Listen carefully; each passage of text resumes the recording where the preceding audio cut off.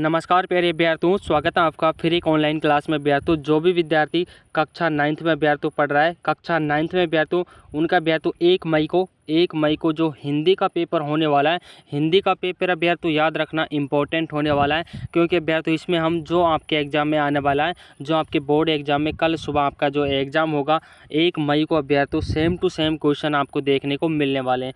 Real paper होगा अभ्यर्थियों, बिल्कुल बस आपको क्लास को ध्यान से सुनना है, सारा कुछ आपके समझ आ जाएगा कि कैसा क्वेश्चन आने वाला है अभ्यर्थियों, कैसा प्रश्न आने वाला है, किस तरह के अभ्यर्थियों आपके एक नंबर का कौन सा क्वेश्चन आने वाला है। तो याद रखना अभ्यर्थियों, क्लास के एंड तक जरूर बने रहना। तो चलिए दोस्तों, बिना देरी के क्लास स्टार्ट करते हैं।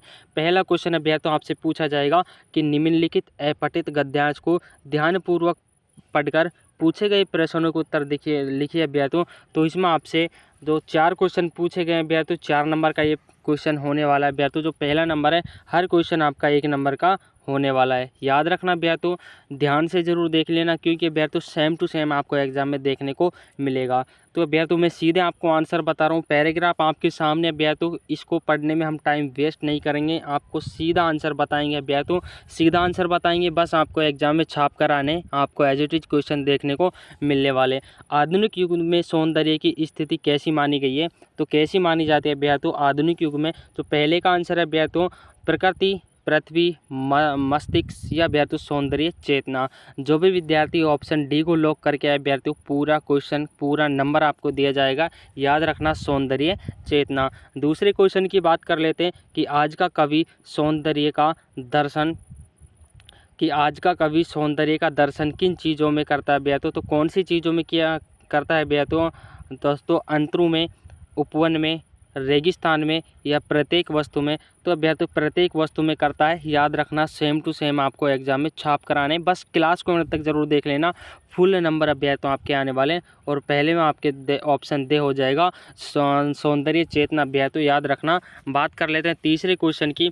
तीसरा क्वेश्चन अभ्यर्थियों आपसे क्या पूछा है? याद रखना कि वृक्षों से जो प्रत्यक्ष लाभ मिलता है वो क्या मिलता है? ऑक्सीजन मिलना, अभ्यर्थियों बाढ़ नियंत्रण या अभ्यर्थियों इमारती लकड़ी प्राप्त होना या अभ्यर्थियों उपरोक्त सभी। ऑप्शन से को जो भी बच्चा लॉक करके आएगा अभ्यर्थियों, पूरा 1 नंबर दिया जाएगा। ऑप्शन से आपका इसमें बिल्कुल करेक्ट आंसर हो जाता है। चौथे नंबर की बात कर लेते हैं कि उपरोक्त गद्यांश का उचित शीर्षक बताइए। तो उचित शीर्षक आपको बताना है मानव जाति, प्रकृति की गोद, मानव जीवन एवं प्रकृति, वृक्षों की लकड़ी। ऑप्शन दे अभ्यर्थियों आपका इसमें करेक्ट आंसर हो जाएगा, यानी कि वृक्षों की लकड़ी। इसमें अभ्यर्थियों ज़्यादातर वृक्ष शब्द का उपयोग किया गया है, वृक्ष शब्द इसमें सर्वाधिक अभ्यर्थियों आया है। तो ऑप्शन दे आपका इसमें करेक्ट आंसर हो जाता है।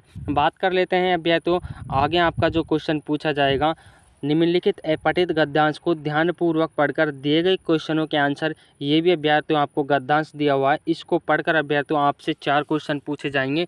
ये क्वेश्चन भी अभ्यर्थियों 4 नंबर का होने वाला है। हर क्वेश्चन अभ्यर्थियों इसमें भी आपके 1 नंबर का होने वाला है। पैराग्राफ अभ्यर्थियों अपठित जो गद्यांश है, गद्यांश आपके सामने, आप इसको पढ़ लीजिएगा, क्योंकि अभ्यर्थियों अब इतना टाइम आपके पास नहीं बचा है। सीधे मैं आपको उत्तरों की ओर ले चलता हूँ कि कौन से उत्तर आपसे पूछा है। तो बात कर लेते हैं अभ्यर्थियों उत्तरों की कि अभ्यर्थियों पहले में आपसे क्या पूछा है कि देश का मुकुट कवि ने किसे कहा है? तो देश का मुकुट किसे कहा गया है अभ्यर्थियों? हिमालय को, प्रकृति को, नदियों को या अभ्यर्थियों धरती को? तो हिमालय को अभ्यर्थियों जो भी विद्यार्थी ऑप्शन ए को लॉक करके आएगा अभ्यर्थियों, उसका करेक्ट आंसर माना जाएगा हिमालय को अभ्यर्थियों। दूसरे क्वेश्चन की बात कर लेते हैं। दूसरे क्वेश्चन में अभ्यर्थियों आपसे क्या पूछा है कि निम्न में सुधा शब्द का अर्थ नहीं है जो बताना अभ्यर्थियों आपको, अमृत, पीयूष, मधु या गर्ल? तो गर्ल अभ्यर्थियों, गर्ल जो भी बच्चा ऑप्शन डी को लॉक करेगा अभ्यर्थियों, पूरा नंबर उसको दिया जाएगा। ऑप्शन दे आपका इसमें करेक्ट आंसर हो जाता है। संसार की शिरोमणि किसे कहा जाता है? तो संसार की शिरोमणि अभ्यर्थियों चीन, नेपाल, भारत या भूटान? तो अभ्यर्थियों भारत देश को अभ्यर्थियों संसार की शिरोमणि कहा जाता है। ऑप्शन से आपका इसमें करेक्ट आंसर हो जाता है। चौथा क्वेश्चन क्या पूछा है कि प्रयुक्त काव्यांश का उचित शीर्षक बताओ। तो उचित शीर्षक अभ्यर्थियों आपको बताना है कि भारत देश वह देश कौन सा है, भारत भूमि और प्रकृति संसार का शिरोमणि। तो भारत देश अभ्यर्थियों आपका इसमें करेक्ट आंसर हो जाता है ऑप्शन ए। तो दोस्तों देख लेना, चारों के आंसर मैंने आपको बता दिए। एक बार स्क्रीनशॉट ले लेना अभ्यर्थियों, दोबारा आप इनको फेर लेना, क्योंकि अभ्यर्थियों सेम टू सेम आपको एग्जाम में मिलने वाले। बस आपको पेपर में अभ्यर्थियों छाप कर आने, सीधे सेट आपको आंसर लिखने हैं। अथवा में आपसे क्या दिया हुआ है अभ्यर्थियों, अथवा में आपकी यही पैराग्राफ आएगा, आप इसको भी कर सकते हो और पहले वालों को भी कर सकते हो।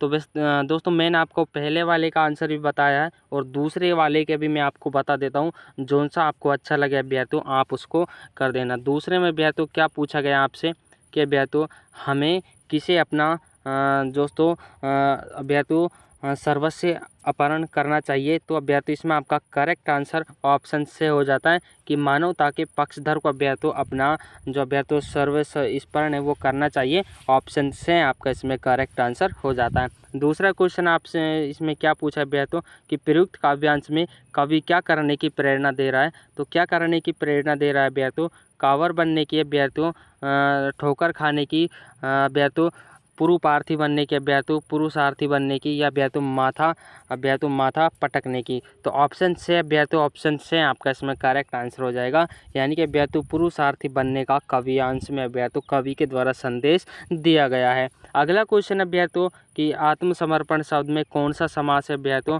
तो इसमें आपको समास बताना है। तो तत्पुरुष समास, द्वंद्व समास, कर्मधारय समास या अव्ययभाव समास। तो ऑप्शन ए आपका इसमें करेक्ट आंसर हो जाता है, यानी कि तत्पुरुष समास अभ्यर्थियों आत्मसमर्पण शब्द में तत्पुरुष समास दिया गया है। तीसरा क्वेश्चन अभ्यर्थियों आपसे क्या पूछा है, तीसरे क्वेश्चन की बात कर लेते हैं अभ्यर्थियों कि निम्नलिखित गद्यांश की संप्रश्न व्याख्या करना। आपको व्याख्या अभ्यर्थियों ये गद्यांश दिया हुआ है, इस गद्यांश को एक बार ध्यान से पढ़ लेना अभ्यर्थियों, और इस लाइन से अलग कुछ आपको लिखना है। अभ्यर्थियों आपको क्या करना है, इसको ध्यान से पढ़कर अभ्यर्थियों इसमें कुछ लाइन चेंज करके अभ्यर्थियों इधर उधर डाल देना और आपको तो इसको ही छाप देना है, क्योंकि अभ्यर्थियों यही आपसे यानी कि इसकी व्याख्या करवाएं तो व्याख्या आपको इसकी व्याख्या करनी है। तो अभ्यर्थियों इसको ध्यान से पढ़ लेना, और अथवा में भी आपको एक दिया जाएगा, आप इसको पढ़कर भी अभ्यर्थियों कुछ लाइनों को चेंज कर लिख देना और सेम टू सेम अभ्यर्थियों आप इसको छाप देना। फुल मार्क्स अभ्यर्थियों आपको इसमें मिलने वाले, एक भी मार्क्स आपका नहीं कटने वाला। पेपर को पूरा जरूर देख लीजिए अभ्यर्थियों, सब कुछ मैं आपको समझाऊंगा कि आपके साथ क्या क्या होने वाला है, क्या आपको करना है, क्या आपको नहीं करना। चौथे क्वेश्चन में अभ्यर्थियों आपसे क्या पूछा अभ्यर्थियों कि निम्नलिखित गद्यांश की प्रसंग व्याख्या कीजिए। इसमें भी आपको अभ्यर्थियों एक पैराग्राफ दिया जाएगा, इसको ध्यान से पढ़कर अभ्यर्थियों कुछ लाइनों को चेंज करके सेम टू सेम छाप देना है। अथवा में आपको एक दिया जाएगा या आप इसको कर सकते हो। बात कर लेते हैं पाँचवें क्वेश्चन की। पाँचवें क्वेश्चन में अभ्यर्थियों आपसे क्या पूछा है, पाँचवें क्वेश्चन की बात कर लेते हैं कि निम्नलिखित में से किसी एक विषय पर 250 शब्दों में आपको क्या लिखना है अभ्यर्थियों, एक निबंध लिखना है। राष्ट्रीय एकता पर आप लिख सकते हो। तो सबसे पहले आपको टॉपिक क्या डालना है, प्रस्तावना। प्रस्तावना लिखकर अभ्यर्थियों आपको राष्ट्रीय एकता के बारे में 2-4 लाइन लिख देनी है। फिर उसके बाद आपको हेडिंग डालनी है, राष्ट्र के लिए एकता आवश्यक है। इसके बारे में आपको 2-4 लाइनों में आप इसकी व्याख्या कर देना। इसके बाद आपको हेडिंग डालनी है, एकता के बाधक तत्व। इस तरह से अभ्यर्थियों आपको जो भी हेडिंग दी हुई है आपको उनको लिख कर उनके नीचे अभ्यर्थियों आपको लाइनें लिखनी है। याद रखना, आप सड़क सुरक्षा पर भी निबंध लिख सकते हो, पर्यावरण प्रदूषण पर भी निबंध लिख सकते हो, या राजस्थान में बढ़ता जल संकट पर भी आप निबंध लिख सकते हो। लेकिन इस बात का विशेष ध्यान रखना, आपको इन टॉपिकों को डालना अभ्यर्थियों, हेडिंग डालना है, हेडिंग डालकर ही आपको अभ्यर्थियों अपना निबंध लिखना है। आपको तभी अभ्यर्थियों पूरा नंबर दिया जाएगा। 10 नंबर का निबंध होने वाला अभ्यर्थियों प्रैक्टिस कर लेना, क्योंकि 10 नंबर अभ्यर्थियों काफ़ी होते हैं, छोड़ना नहीं है अभ्यर्थियों एक भी, क्योंकि अभ्यर्थियों इनमें से आपको चारों याद कर जाना है अभ्यर्थियों। कोई से पर भी छाप देना, क्या पता आपके अभ्यर्थियों कौन सा निबंध याद रहे। चारों को देख लेना अभ्यर्थियों एक बार। छठे क्वेश्चन में अभ्यर्थियों आपसे क्या पूछा है कि सोम को सिरोही निवासी रमेश मानकर शिवगंज निवासी अपने पिताजी को एक पत्र लिखिए जिसमें अपनी परीक्षा की तैयारी आदि का उल्लेख कीजिए। ये निबंध अभ्यर्थियों आपको लिखना है। वैसे मैं क्लास के एंड में आपको बता दूंगा कि क्या आपको इसमें लिखना है। दूसरे में आपको अथवा दिया होगा अभ्यर्थियों, इस पर भी आप निबंध लिख सकते हो। 6 नंबर का अभ्यर्थियों ये क्वेश्चन होने वाला है, याद रखना। 7वें क्वेश्चन की बात कर लेते हैं। 7वें में आपसे क्या पूछा कि प्रत्यय अभ्यर्थियों पर्वत के जो पर्यायवाची है वो आपको बतानी है। तो पर्वत को क्या कहा जाता है अभ्यर्थियों, तो पर्वत को अभ्यर्थियों क्या कहा जाता है, ये आप देख लेना कि शैल भी कहा जाता है अभ्यर्थियों, शैल कहा जाता है, गिरी कहा जाता है, नग कहा जाता है अभ्यर्थियों, और शिखर कहा जाता है और तुंग भी इसको कहा जाता है। आपको इसके जो पर्यायवाची वो लिख देना है, सेम टू सेम आपको छाप देना है भैया। तो 8वें क्वेश्चन में भैया तो अली अली आली जो युग्म है इसका अर्थ आपसे पूछा है। तो अली और आली का अर्थ आपको बताना है। तो क्या इसका अर्थ हो जाएगा भैया? तो अली और आली का, दोस्तों अली का हो जाएगा आपके भैया तो अली का क्या हो जाएगा? भोरा भैया। तो अली का मतलब होता है भोरा और भैया तो आली का मतलब क्या होता है? सखी भैया। तो आली का मतलब होता है। तो 8वां क्वेश्चन भैया तो आपका यहाँ तक ख़त्म होता है। 7वां भी मैंने आपको बता दिया है। तो 9वें क्वेश्चन की बात कर लेते हैं। 9वें में आपसे क्या पूछा भैया तो कि विलोम शब्द बताइए। अजय का क्या हो जाएगा भैया? तो अजय का जय हो जाता है। और अब भैया तो गौण का क्या हो जाएगा? गौण का मैं आपको बता देता हूँ। गौण का भैया तो आपके क्या हो जाएगा? अब भैया तो गौण का हो जाएगा आपके मुख्य। मुख्य भैया तो आपके गौण का हो जाएगा। याद रखना, मुख्य आपको इसका लिख देना है, मुख्य याद रखना। और इसका क्या हो जाएगा भैया? तो जय आपको इसका लिख देना है। सेम टू सेम आपको छापना है भैया तो जय और इसका भैया तो मुख्य। दोस्तों प्रत्यय किसे कहते हैं? जो भी अभ्यय तो शब्द के बाद में लगते हैं उनको हम प्रत्यय कहते हैं। दो शब्द के बाद में लगते हैं प्रत्यय कहते हैं और कुछ अर्थ चेंज कर देते हैं। ये आपको इसके डेफिनेशन, इसकी जो परिभाषा है वो लिख देनी है। आकाश के तारे तोड़ना मुहावरे का अर्थ क्या है अभ्यय? तो असंभव कार्य करना। असंभव कार्य करना यानी कि जो कार्य आपसे नहीं हो उस कार्य को करना आकाश के तारे तोड़ने के समान है। तो याद रखना, ये आपको इसमें सेम टू सेम छाप देना है। कर्ता कारक को उदाहरण सहित स्पष्ट कीजिए। तो कर्ता भैया तो क्रिया को बताता है।